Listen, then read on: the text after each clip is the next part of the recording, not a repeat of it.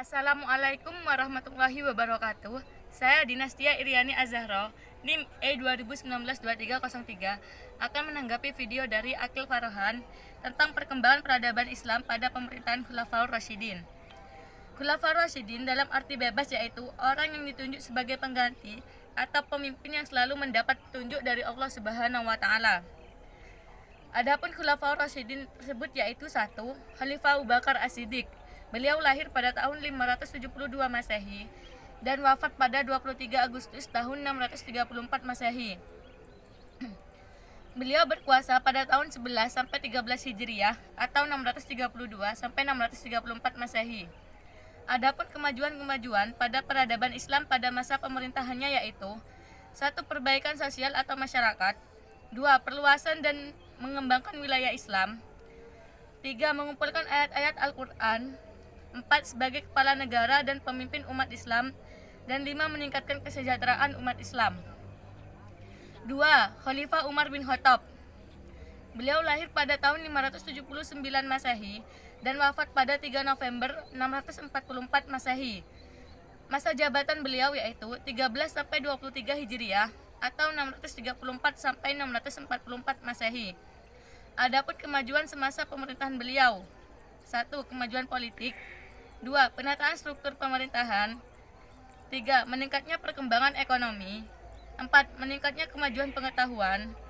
5. Meningkatnya kemajuan sosial dan meningkatnya kemajuan agama Islam.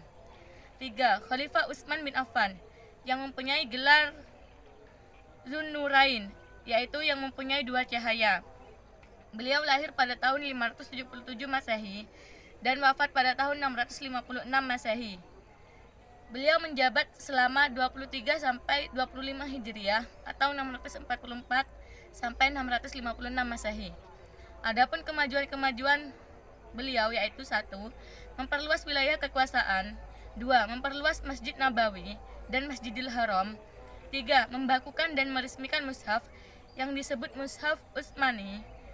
4. Setiap hari Jumat memerdekakan seseorang budak atau bilada. Dan 4. Khalifah Ali bin Abi Thalib, yaitu sepupu Rasulullah sekaligus menantu Rasulullah dan sejak kecil bersama Rasulullah SAW. Beliau lahir pada tahun 23 Masehi dan wafat pada tahun 661 Masehi. Masa jabatan beliau yaitu tahun 35 sampai 40 Hijriah atau 656 sampai 661 Masehi. Adapun kemajuan-kemajuan beliau yaitu 1. Mengaktifkan kembali sistem distribusi pajak tahunan. 2. Selektif dalam seleksi gubernur dan pengawalnya. 3. Sistem renumerasi atau penyempurnaan gaji pada pegawainya. Dan 4. Menjunjung tinggi kepentingan rakyat. Yang kedua yaitu saya akan menanggapi video dari Hilman Nur Bahtiar tentang pembentukan peradaban periode kenabian. 1. Fase Mekah dan 2. Fase Madinah. Fase Mekah. A. Metode dakwah Nabi Muhammad. B. Konten dakwah di Mekah. C. Bentuk penolakan dakwah Nabi SAW. Dan D. Faktor-faktor penolakan dakwah Nabi Muhammad SAW. Metode dakwah Nabi Muhammad SAW. Itu di Jeddah apa gimana? Di Jeddah. Metode dakwah Nabi Muhammad SAW. 1. Rahasia. 2. Terang-terangan di Mekah. 3. Terang-terangan di luar Mekah. Konten dakwah di Mekah. A. Pendidikan tauhid dalam teori dan praktek. B. Pengajaran Al-Quran. Bentuk-bentuk penolakan dakwah Nabi Muhammad SAW. A. Lunak. B. Semi lunak. C. Kasar atau keji. Faktor-faktor penolakan dakwah Nabi Muhammad SAW. A. Bidang politik kekuasaan. B. Sosial atau persamaan derajat sosial. C. Agama dan keyakinan. D. Budaya atau taklid kepada nenek moyang. E. Ekonomi. Fase Madinah. A. Mendirikan masjid. B. Mempersaudarakan antar kaum Ansar dan Muhajirin. C. Perjanjian saling membantu antara sesama kaum muslimin dan bukan muslimin atau piagam Madinah. D. Meletakkan dasar-dasar politik, ekonomi, dan sosial untuk masyarakat baru. E. Mengadakan perjanjian dengan seluruh penduduk Madinah. F. Memperkuat kekuatan militer. Pembentukan peradaban Islam pada masa kenabian. A. Madrasah ilmiah atau Madrasah Al-Arqam, Madrasah Masjid Nabawi. B. Nabi Muhammad SAW sebagai pemimpin. C. Penerapan syariat Islam. D. Pemeliharaan Al-Quran. E. Peningkatan harkat dan derajat wanita. F. Pengajaran baca dan tulis. G. Pembangunan masjid. H. Perkembangan sastra.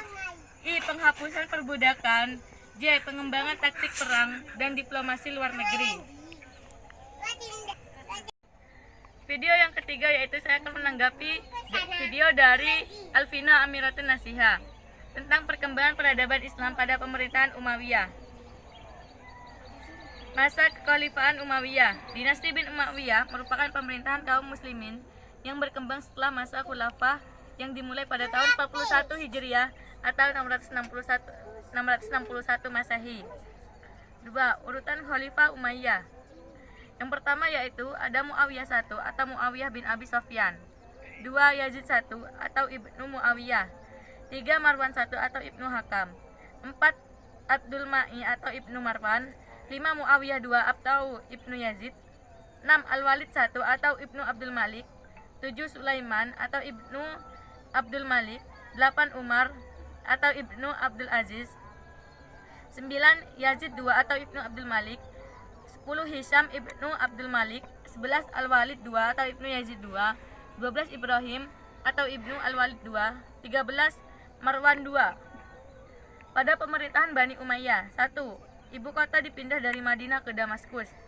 2. Berubahnya sistem pemerintahan demokrasi menuju sistem pemerintahan monarki hereditarius atau kerajaan turun-menurun.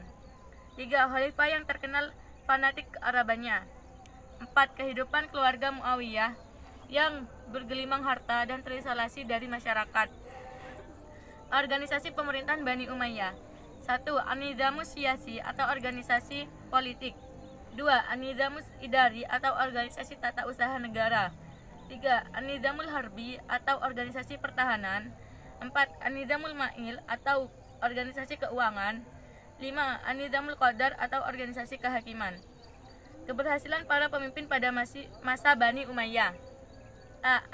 Abdul Malik, yaitu perbaikan di bidang administrasi, pemerintahan, dan pelayan umum digalakkan. 2. Penggunaan bahasa Arab sebagai bahasa resmi di setiap kantor pemerintahan. B. Abdul Aziz bin Marwan, membuat alat pengukur sungai Nil dan membangun jembatan dan memperluas masjid Jami Amr bin As. C. Hajjaj bin Yusuf, melakukan perbaikan sistem irigasi dengan mengalirkan air sungai ke seluruh pelosok Irak sehingga subur tanah pertanian. Dari saya, wallahul muwaffiq ila aqwamit thoriq. Wassalamualaikum warahmatullahi wabarakatuh.